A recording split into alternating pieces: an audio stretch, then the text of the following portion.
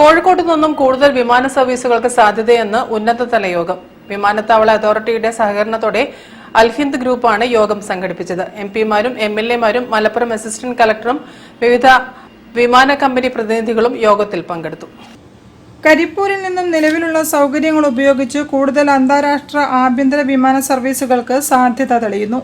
കോഴിക്കോട് വിമാനത്താവള അതോറിറ്റിയുടെ സഹകരണത്തോടെ അൽഹിന്ദ് ഗ്രൂപ്പ് സംഘടിപ്പിച്ച ഉന്നതതല യോഗത്തിൽ കൂടുതൽ വിമാന സർവീസുകൾ ആരംഭിക്കാനുള്ള ചർച്ചകൾക്ക് തുടക്കമായി. മേഖലയിലെ എംപിമാർ, എംഎൽഎമാർ, airport authority of India director, ജില്ലാ കളക്ടർ, വിവിധ എയർലൈൻ കമ്പനി പ്രതിനിധികൾ മുതലായവർ പങ്കെടുത്ത യോഗത്തിലാണ് തീരുമാനം. അബ്ദുസമദ് സമദാനി MP അധ്യക്ഷനായിരുന്നു.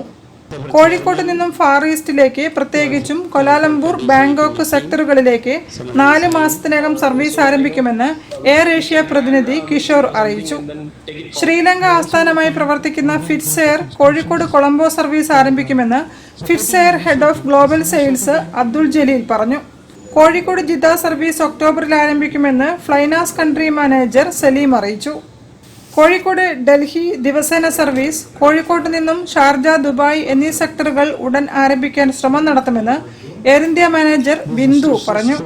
MK Raghavan MP, Elamaram Kareem MP, TV Ibrahim MLA, Malappuram ജില്ലാ assistant collector Sumit Kumar Thakur IAS, airport director S Suresh, Alhind group chairman Muhammad Haris, managing director PV Valsaraj എന്നിവർ സംസാരിച്ചു. News bureau, Kozhikode. വാർത്തകളിൽ ഇനി മറ്റൊരിടവേള. ക്യാൻസറിനെതിരെ പൊരുതാനായി കാലിക്കറ്റ് സിറ്റി സർവീസ് സഹകരണ ബാങ്കും MVR ക്യാൻസർ സെന്ററും സംയുക്തമായി അവതരിപ്പിക്കുന്ന ക്യാൻസർ ചികിത്സാ സഹായ പദ്ധതിയാണ് മാസ് കെയർ. വാർത്തകൾ തുടരുന്നു. ഒളവണ്ണ പഞ്ചായത്തിൽ സംസ്ഥാന സർക്കാർ ഫണ്ട്